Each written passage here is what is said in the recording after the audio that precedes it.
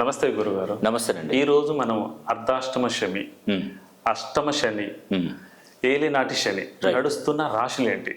ఒకవేళ వీళ్ళు ఉద్యోగాల కోసం ప్రయత్నాలు చేసినా, లేదా విదేశాల కోసం ప్రయత్నం చేసినా, పై చదువుల కోసం ట్రై చేసినా, వీళ్ళకి ఏమన్నా నష్టాలు ఏమన్నా జరుగుతాయా? దాన్ని కొంచెం మాకు వివరించండి. రైట్. ఫస్ట్ మెయిన్గా నేను భారతదేశంలో ఉన్నటువంటి ప్రతి ఒక్క తెలుగు వారికి నేను విషయం తెలియజేస్తున్నాను.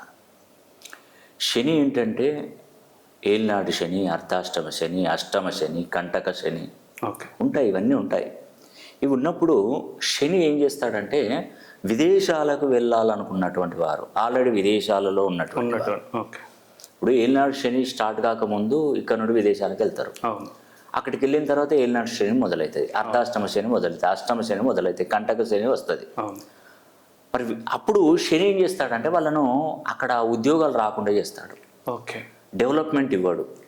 నువ్వు ఇండియాలోనే పుట్టావు, నువ్వు ఇండియాలోనే పెరగాలి, ఇండియాలోనే చదువుకోవాలి, ఇండియాలోనే ఉద్యోగం చేయాలి, ఇండియాలోనే వివాహం చేసుకోవాలి. నువ్వు బయటి దేశం వెళ్ళవలసిన పరిస్థితి ఏంది?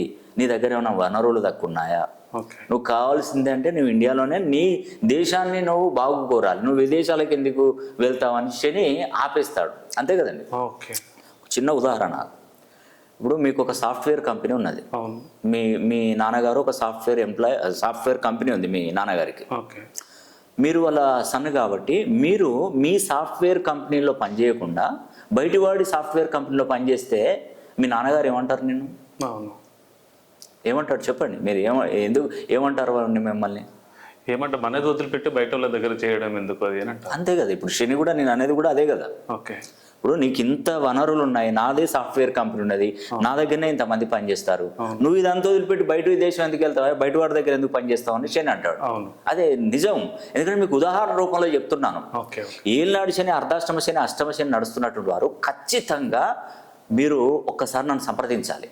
నేను జాతక కుండలు మొత్తం పరిశీలన చేస్తాను. పర్ఫెక్ట్గా నేను మంచి కరెక్షన్ ఇస్తానండి. 270 degrees పైన పేరులో బలాన్ని పెంచిన చిన్న చిన్న రెమెడీస్ చెప్తాను. ఒక్కసారి నేను చెప్పినట్టుగా పర్సనల్గా నన్ను ఫోన్ లైన్లో కానీ లేదంటే డైరెక్ట్గా కానీ కలిసే ప్రయత్నం చేయండి. 100% మీకు మంచి జరిగే విధంగా చేస్తాను.